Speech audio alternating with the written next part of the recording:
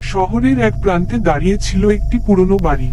এক সময় এই বাড়ি ছিল অনেক মানুষের বসবাস, কিন্তু এক অদ্ভুত ঘটনা ঘটার পর বাড়িটি পরিত্যক্ত হয়ে যায়। এই বাড়ির দেয়ালে ছড়িয়ে ছিল অজানা রক্তের দাগ, এবং সারা গ্রাম জানতো রাতের অন্ধকারে বাড়ি থেকে অদ্ভুত আওয়াজ আসতো। কেউ আর সে বাড়ির দিকে যেত না। একদিন দুই বন্ধু সারা ও রুমি ঠিক করলো তারা সেই বাড়ি দেখতে যাবে। তারা এই বাড়ির রহস্যের সমাধান করবে। সেদিন রাতে সারা আর রুমির বাড়ির ওই দিকে পা বাড়ায়। শহরের অন্যরা বাড়িটিকে ভয় পায়, কিন্তু তারা ভেবেছিল এটা শুধুই লোকমুখী গল্প, আমাদের কিছু হবে না। রুমি, যে ছিল সাহসী, প্রথমে বাড়ির দরজায় হাত রাখে। দরজার ঠান্ডা ধাতু তার হাতের স্পর্শে ভয়ানকভাবে কেঁপে উঠল। কিন্তু তারা এগিয়ে চলে। রাতের শুনশান নীরবতা ভেঙে বাড়ির ভেতর প্রবাহিত হয়ে আসা হালকা হাওয়ায় অদ্ভুত আওয়াজ শোনা যাচ্ছিল। সারা ভয় বলে উঠল, আমরা কি সঠিক কাজ করছি? রমিল তাকে সাহস দিল, কিছুই হবে না, আমরা শুধু কিছু খুঁজে বের করতে এসেছি। বাড়ির দরজা খোলার সঙ্গে সঙ্গে এক ভয়াবহ দুর্গন্ধ তাদের নাকে এসে পৌঁছালো। মনে হচ্ছিল যেন বহু বছর ধরে এখানে কিছুটা নষ্ট হয়ে গেছে। ঘরের দেয়ালে অদ্ভুত আঁকিবুকি আঁকা ছিল, এবং এক মুহূর্তের জন্য সারা ভাবল, এটা কি আসলেই কোনো মানুষের হাতের কাজ? তারা ভিতরে প্রবেশ করলো, এবং তারাও অবাক হয়ে দেখল দেয়ালের প্রতিটি খুঁটিতেই অদ্ভুত রক্তের দাগ। হঠাৎ সারা একটি শব্দ শুনল, একটা কষ্টদায়ক ভয়ঙ্কর শব্দ, যেন কোনো কিছু তাদের দিকে এগিয়ে আসছে। সারা ঘাবড়ে গিয়ে রমিলকে বলল, আমাদের এখানে থাকতে হবে না, কিছু একটা হচ্ছে এখানে। তবে রমিল বলল, আমরা এখানেই থাকবো, এই বাড়ির রহস্য জানতেই হবে। বাড়ির একে একে ঘরগুলো পার করার পর তারা একটা ঘর পেল, যার মধ্যে একটি পুরনো কফিন রাখা ছিল। কফিনটির ওপরে একটা অদ্ভুত প্রতীক আঁকা ছিল। সারা আর রমিল একে অপরের দিকে তাকালো।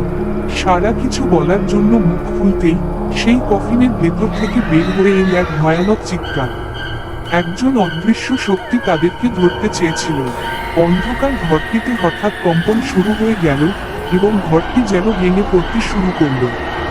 বাতাসে মানুষের মতো ভয়ঙ্কর মুখ খোলা ছিল, আর চারপাশে উড়ে আসছিল কালো ছায়া। সারা ভয় পেয়ে চিৎকার করলো, এটা কি? রমিল চিৎকার করে সারাকে বলল, দৌড়াও। তারা দৌড়ে দরজার দিকে গেল, কিন্তু তখনই তারা বুঝলো যে দরজা বন্ধ হয়ে গেছে। ঘরের দেয়ালগুলো একে একে তাদের দিকে এগিয়ে আসছিল। তারা চেষ্টা করলো দরজা খুলতে, কিন্তু কিছুতেই খুলল না।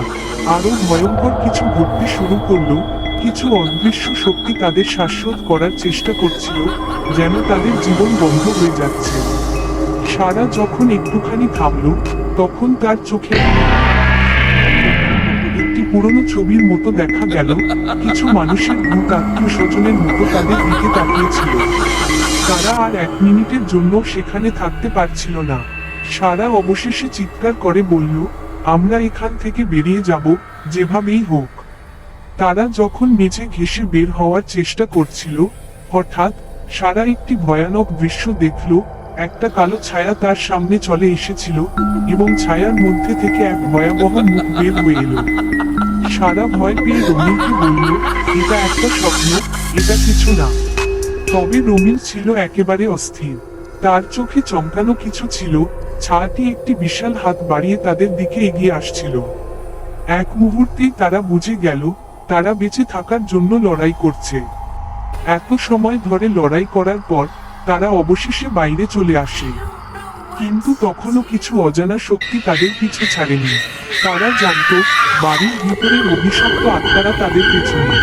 বাড়ির দরজাটি একেবারে বন্ধ হয়ে গিয়েছিল, আর চারপাশে একটা ফাঁকা ঘন অন্ধকার ঘিরে রেখেছিল।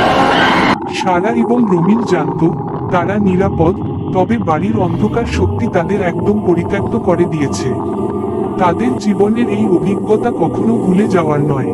এমনকি তারা যখন শহরের দিকে ফিরে আসছিল, তাদের মনে একটা প্রশ্ন ছিল, সত্যিই কি তারা সেই বাড়ি থেকে পালিয়েছে, না সেই বাড়ি তাদের অন্ধকারে হারিয়ে দিয়েছে?